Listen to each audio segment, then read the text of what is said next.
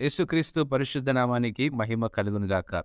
అనుదిన వాహినిలో పరిశుద్ధాత్మ వరం అనేటువంటి అంశాన్ని అధ్యయనం చేద్దాం. అపోస్తల కార్యములు 2వ అధ్యాయం 38వ వచనం ప్రకారం, పేతురు, మీరు మారు మనస్సు పొంది పాప క్షమాపణ నిమిత్తము ప్రతివాడు యేసుక్రీస్తు నామమున బాప్తిస్మము పొందుడి, అప్పుడు మీరు పరిశుద్ధాత్మ అను వరము పొందుదురు. ఈ వాక్యం ప్రకారం మన పాపాల క్షమాపణ కోసం పశ్చాత్తాపం కలిగి ఉండాలని, బాప్తిస్మం యొక్క ప్రాముఖ్యతను పేతురు మనకు గుర్తు చేస్తున్నాడు. పశ్చాత్తాపం మరియు బాప్తిస్మం ద్వారా మనం పరిశుద్ధాత్మ నుండి వరములను పొందగలము. పరిశుద్ధాత్మ యొక్క అమూల్యమైన వరము పవిత్రత మరియు నీతితో కూడిన జీవితాన్ని గడపడానికి మనకు సహాయపడుతుందండి. పరిశుద్ధాత్మ మన జీవితాల్లో బలం మరియు మార్గదర్శకత్వం యొక్క శక్తివంతమైన మూలమని గ్రహించాలి. మన విశ్వాసానికి కట్టుబడి ఉండడానికి మరియు దేవుని ఆజ్ఞలకు విధేయత చూపడానికి పరిశుద్ధాత్మ దేవుడు మనకు ఎల్లప్పుడూ సాయం చేస్తాడు.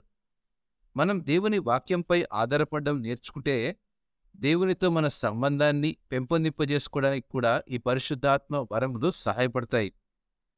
మనం పశ్చాత్తాపడి బాప్తిస్మం పొందినప్పుడు క్షమాపణ యొక్క శక్తి మరియు మన జీవితాలను సరైన మార్గంలో నడిపించడానికి పరిశుద్ధాత్మను అనుమతించడం ఎంతో ప్రాముఖ్యమైంది.